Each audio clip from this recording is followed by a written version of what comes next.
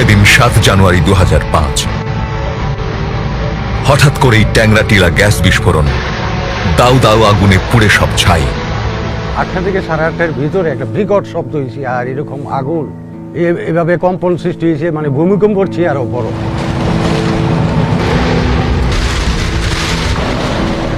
কিছুক্ষণ যাওয়ার পরে সারে মানুষ তো দৌড়াদৌড়ি করে বাড়ি ঘরে বাচ্চা কাচ্চা লইয়া ফালাইয়া মানুষ দৌড়াদৌড়ি করে গেছে।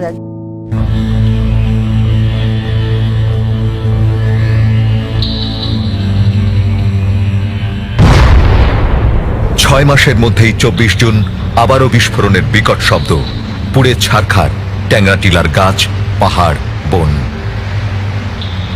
শরীর পোড়া মানুষ, আজীবনের মতো পঙ্গু অনেকে। আমার 11 দিনের একটা সন্তান, কুয়াশার মধ্যে প্রায় 4 কিলোমিটার দূরে আমি আমার মেয়েকে নিয়ে হেঁটে হেঁটে পাড়ি দিয়েছিলাম। 4 জন লোক, একজন রিপন, সাত্তার, হাসিন ভাই, আব্দুল আজিজ, আমরা 4 জন নাইকুতে কাজ অবস্থায় অ্যাক্সিডেন্টে দুর্ঘটনায় আমরা আহত হয়েছি।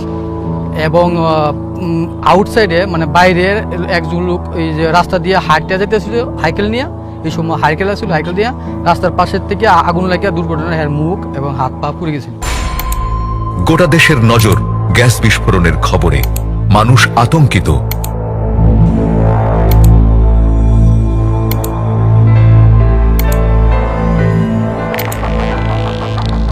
কি কারণে ঘটল এই বিস্ফোরণ? ঘটনার তদন্তে উঠে এলো চাঞ্চল্যকর সব তথ্য। নাইকো রিসোর্স কোম্পানি কানাডার হওয়ায় বাংলাদেশে এই ঘটনার তদন্তে নামে রয়্যাল কানাডিয়ান মাউন্টেড পুলিশ। নাইকোর ভাইস চেয়ারম্যান কাশেম শরীফ যুক্তরাষ্ট্রের নাগরিক হওয়ায় দেশটির federal bureau of investigation FBI কর্মকর্তারা একই ঘটনার তদন্ত শুরু করে। খুঁজতে খুঁজতে বেরিয়ে আসে লুকিয়ে থাকা সব কালো বিড়াল। লোভ মানুষকে কত নিচে নামিয়ে দেয়, হিতাহিত জ্ঞান শূন্য করে, তারই প্রমাণ ট্যাংরাটিলা গ্যাস ক্ষেত্রের বিস্ফোরণ। ট্যাংরাটিলার গ্যাস ক্ষেত্রের অনুসন্ধান কাজ বিনা দরপত্রে কানাডার টোকাই কোম্পানি খ্যাত নাইকো রিসোর্সকে ঘুষের বিনিময়ে পাইয়ে দিয়েছিল বিএনপি জামায়াত জোট সরকার। তো মন্ত্রী সাহেব বলে যে চেয়ারম্যান সাহেব যা বলতেছে শুনতেছেন না কেন? তখন উনি আমাকে একটা কন্ডিশন দিলেন, either do it within 48 hours or get ready to relieve your chair. এই অনিয়মটা হয় তখনই যখন প্রশাসনের কেউ এই বিদেশি কোম্পানির সাথে আন্ডারহ্যান্ড ডিলিং করে, মানে টেবিলের তলের কোনো ডিল তাদের মধ্যে হয়। অদক্ষ নাইকো অনুমতি পেয়েছিল খালেদা জিয়ার নির্দেশে, বিনিময়ে ঘুষ নিয়েছিল তারেক মামুন সহ হাওয়া ভবন সিন্ডিকেট। নাইকোর ঘুষ কেলেঙ্কারির বিষয়ে তারেক রহমান সহ সংশ্লিষ্ট নেতাদের মতামত নেয়ার চেষ্টা করা হলেও তারা এই বিষয়ে কেউ সাড়া দেয়নি।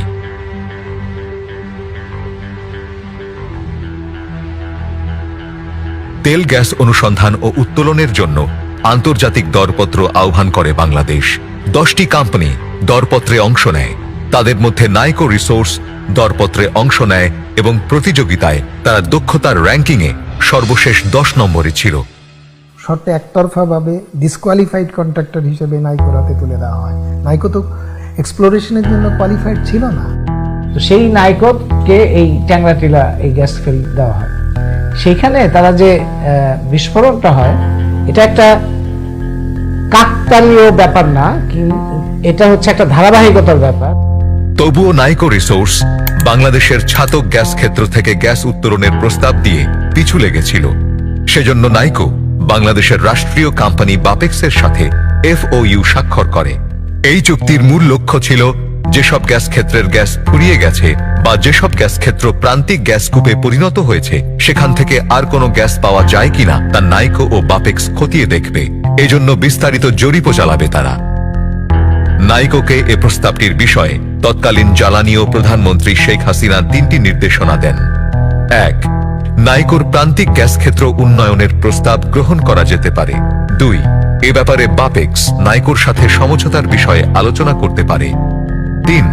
এ প্রক্রিয়ায় কোনো গ্যাস ক্ষেত্র উন্নয়নের প্রস্তাব উত্থাপিত হলে তা সুইচ চ্যালেঞ্জ প্রসেসের মধ্যে দিয়ে যেতে হবে।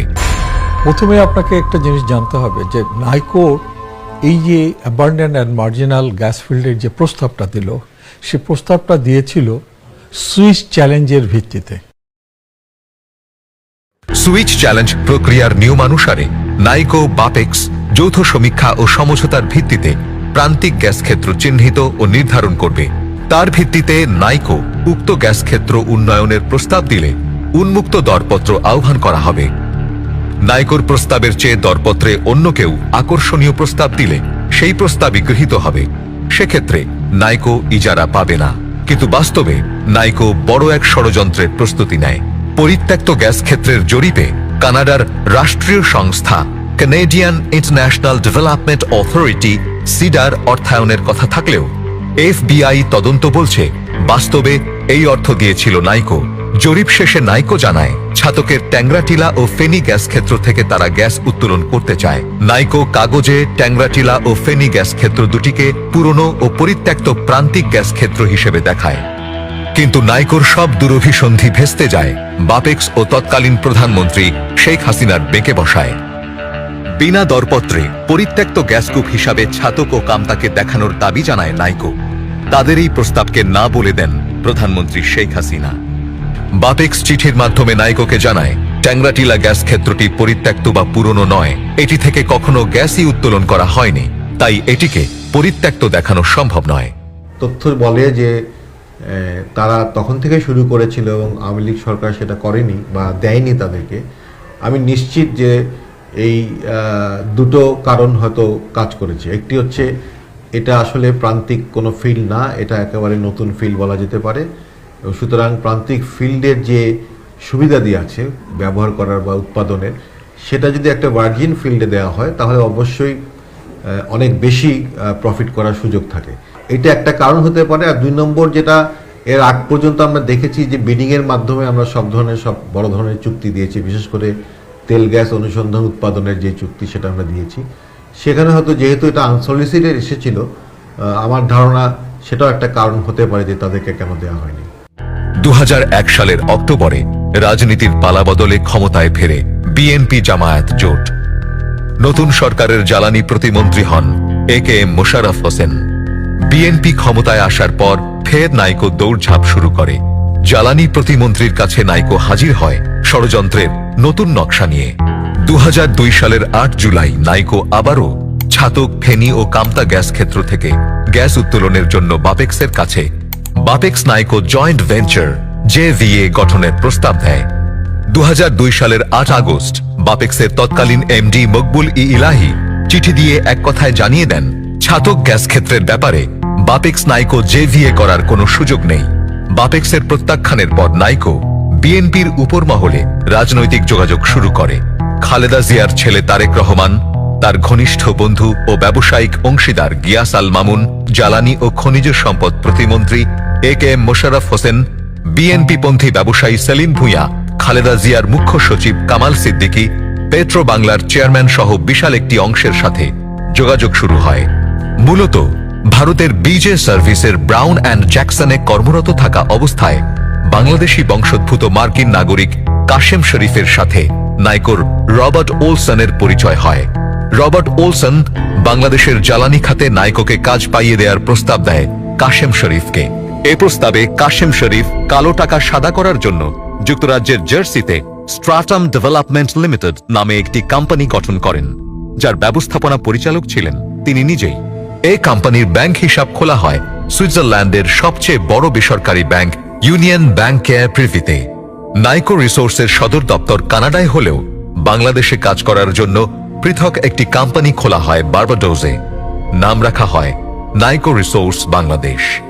2002 সালে নাইকো কোম্পানির দক্ষিণ এশিয়া বিষয়ক ভাইস প্রেসিডেন্ট কাশেম শরীফ তারেক রহমানের ঘনিষ্ঠ বন্ধু ও ব্যবসায়িক পার্টনার গিয়াস আল মামুনের অফিসে বৈঠক করেন। এই বৈঠকের আয়োজন করেন বিএনপিপন্থী ব্যবসায়ী সেলিম ভূঁইয়া। মানে সরকারকে তো চাইতে হবে, সরকারেরই তো দায়িত্ব এটা। সরকার তো এখতিয়ার তো সরকার, আমরা বলতে পারি এবং সরকার যেটা করতে পারে যে আমাদের যে মতামত বা বিশেষজ্ঞদের যে মতামত তার সেটার উপরে অবলম্বন করে সে তার নিজের অবস্থানটাকে শক্ত করতে পারে। তো সরকার নিজের অবস্থানটাকে শক্ত করার বদলে নরম করার লাইনটা গ্রহণ করেছে। এই কারণে যে সরকারের মধ্যে যারা দায়িত্বপ্রাপ্ত ব্যক্তি ছিল তারা ওই বিদেশি কোম্পানিকে কিভাবে ছাড় দেওয়া যায়, তাকে কিভাবে হালকা করা যায়, তার বোঝাটা কমানো যায়, সেই দায়িত্বটা গ্রহণ করেছে। কারণ তারা ব্যক্তিগতভাবে তাদের কিছু সুবিধা প্রাপ্ত না হলে তাদের তো এই কাজটা করার কথা না। মামুনের অফিসে বৈঠকে ঠিক হয় বাপেক্স নাইকো জয়েন্ট ভেঞ্চারে ফেনী ও কামতা গ্যাস ক্ষেত্র দুটিকে প্রান্তিক গ্যাস ক্ষেত্র হিসেবে দেখিয়ে বিনা দরপত্রে এর ইজারা পাইয়ে দিলে মামুনকে 6 কোটি টাকা দেবে নাইকো। এছাড়াও 2,40,000 মার্কিন ডলার দেয়া হবে গ্যাস বিক্রি চুক্তি সই হবার পরে।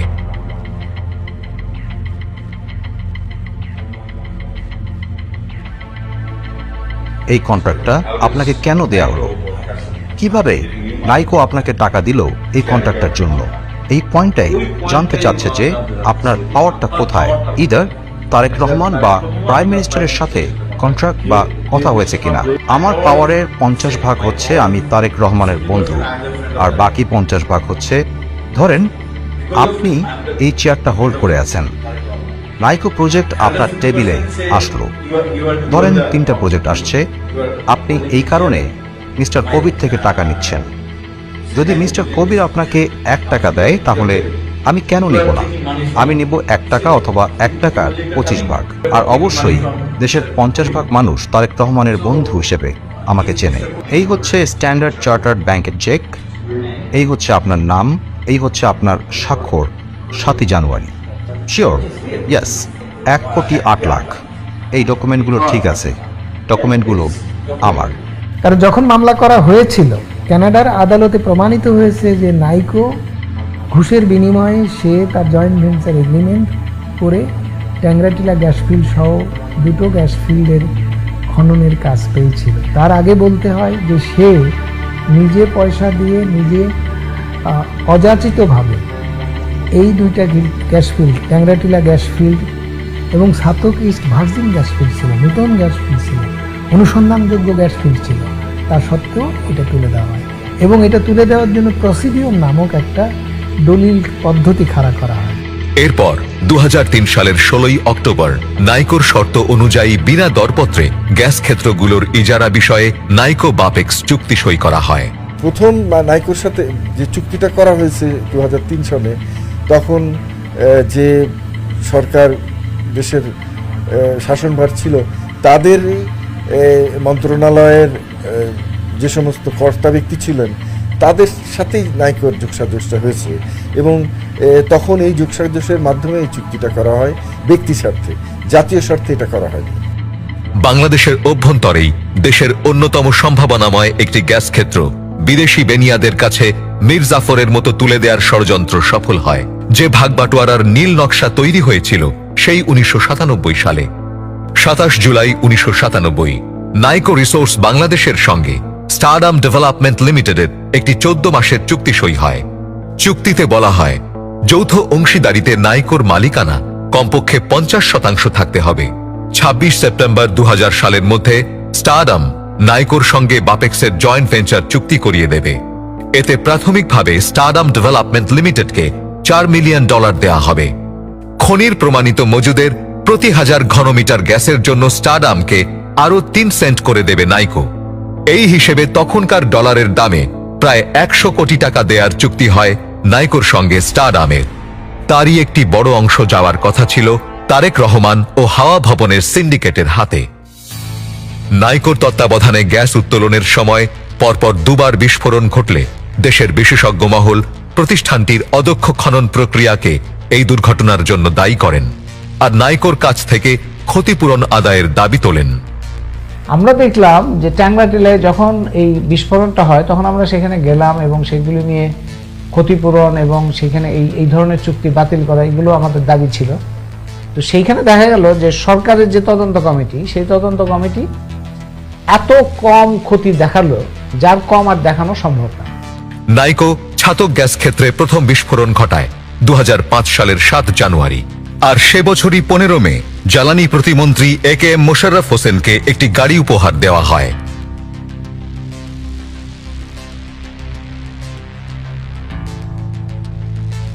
নাইকোর সাথে এই চুক্তির পেছনে যে দুর্নীতি ছিল সেটার একটা ছোট্ট নমুনা ধরা পড়ছিল হলো তখনকার যে জ্বালানি মন্ত্রী, তার হাতে যে একটা দামি গাড়ি ধরা পড়লো, যে নাইকো উপহার দিয়েছে তাকে একটা গাড়ি, এটা হলো একটা পুরো দুর্নীতির পুরো কাঠামোর একটা খুব ক্ষুদ্র একটা অংশ। 2005 সালের 8 থেকে 14 জুন জ্বালানি প্রতিমন্ত্রী AKM মোশাররফ হোসেনের কানাডা ও যুক্তরাজ্য ভ্রমণের সকল অর্থ দেয় নাইকো।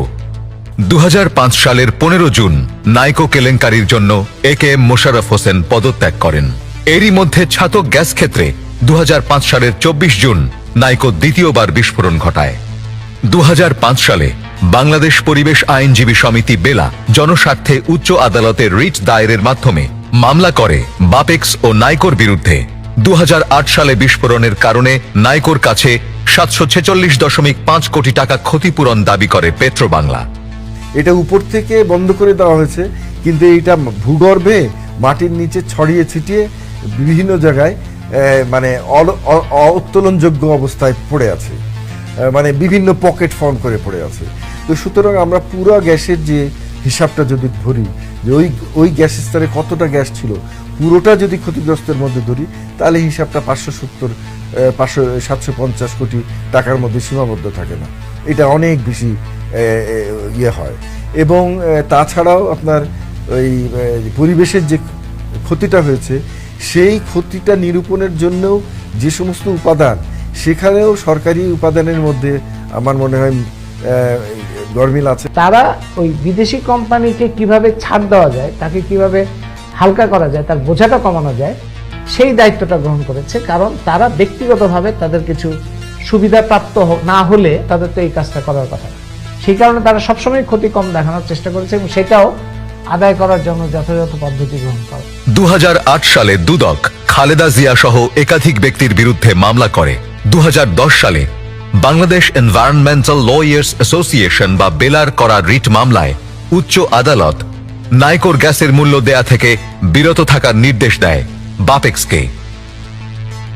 এদিকে 2010 সালে নাইকো ফেনী গ্যাস ক্ষেত্রের বকেয়া পাওনা পেতে মামলা দায়ের করে। এরপর থেকেই বাংলাদেশ থেকে নাইকো কোম্পানি তাদের সম্পদ বিক্রির চেষ্টা চালাতে থাকে। 2016 সালে অধ্যাপক এম শামসুল আলম উচ্চ আদালতে রিট মামলা দায়ের করেন নাইকোর সম্পদ বাজেয়াপ্ত করার জন্য। ওসিডি-ভুক্ত দেশসমূহ যেভাবে ভারতবর্ষের লুণ্ঠনের চিত্র উন্মোচন করেছে, এরকম একটি ডকুমেন্ট তৈরি করতে চায়। সেই শক্তিশালী ডকুমেন্টের উপরে ভিত্তি করে ব্যবস্থা নেওয়া হবে, সেটা যুদ্ধ অপরাধীদের বিচার যেমন সরকার করেছে, তার বিচারও সরকারই করবে। আমরা ওইরকম একটা ডকুমেন্ট তৈরি করতে পারবো শক্তিশালী, সেটা হয়তো আশা করাটা অনেক বেশি বড় আশা হবে। তবে সেই ডকুমেন্ট তৈরি করার ভিত্তিভূমি তৈরি করে যাচ্ছে।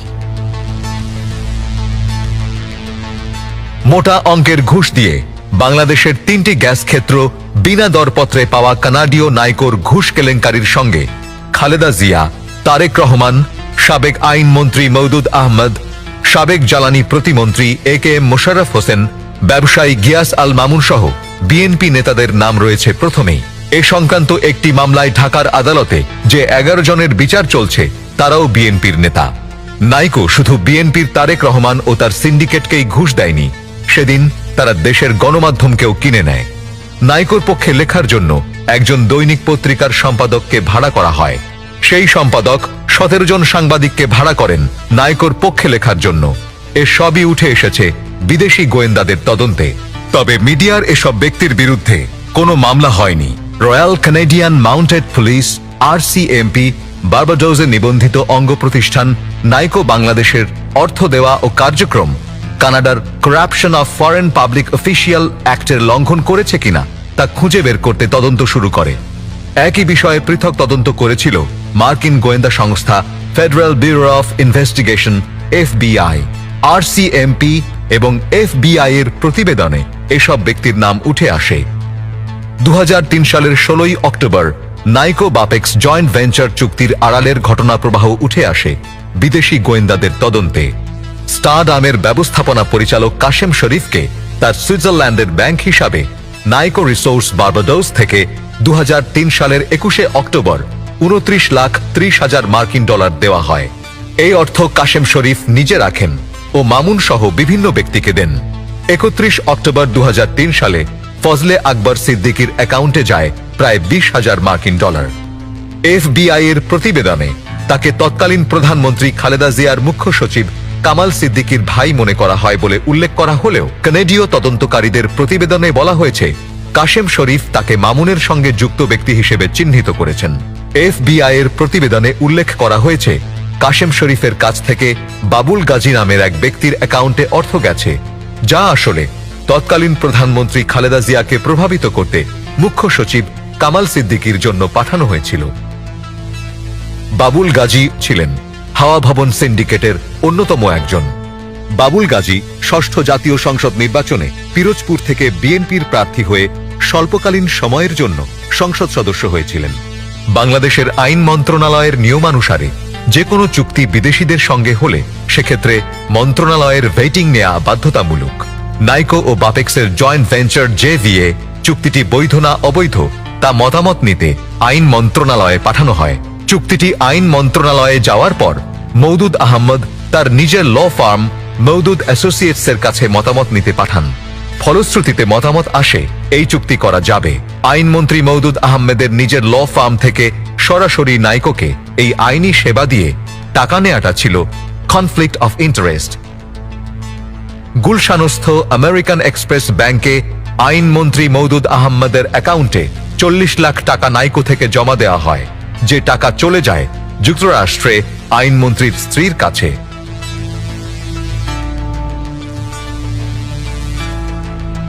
কাশেম শরীফের নিয়ন্ত্রণাধীন অ্যাকাউন্টে জমা হয় 29,30,000 মার্কিন ডলার, যা থেকে 3 কোটি টাকা দেওয়া হয় বাংলাদেশে স্ট্যান্ডার্ড চার্টার্ড ব্যাংকে সেলিম ভুঁইয়ার অ্যাকাউন্টে। FBI এর জবানবন্দিতে সেলিম জানান এই টাকা থেকে মামুনকে তিনি 1,80,00,000 টাকা দিয়েছেন। এর মধ্যে একটি পে অর্ডারের মাধ্যমে মামুনকে দিয়েছেন 1,08,00,000 টাকা এবং বাকিটা দেন নগদ ও চেকের মাধ্যমে। তিনি মনে করেন মামুনকে দেওয়া এই টাকা তৎকালীন প্রধানমন্ত্রী খালেদা জিয়া ও তার ছেলে তারেক রহমানের ঘনিষ্ঠদের সঙ্গে ভাগাভাগি করা হয়েছে।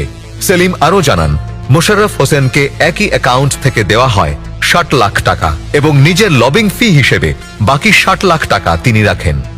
আর RCMP তদন্ত কর্মকর্তা কেভিন ডুগান জানিয়েছেন 2006 সালের 26 সেপ্টেম্বর সিটি ব্যাংকের ক্রেডিট কার্ড স্টেটমেন্ট থেকে জানা যায় রহমান গ্রুপ অফ ইন্ডাস্ট্রিজের প্রযত্নে মোহাম্মদ গিয়াসউদ্দিন আল মামুন নামের ক্রেডিট কার্ড অ্যাকাউন্টে 1,08,00,000 টাকা জমা হয়েছিল। ব্যাংক স্টেটমেন্ট অনুসারে এই অ্যাকাউন্টটিতে গিয়াসউদ্দিন আল মামুন ও তারেক রহমান দুটি ক্রেডিট কার্ড ব্যবহার করতেন।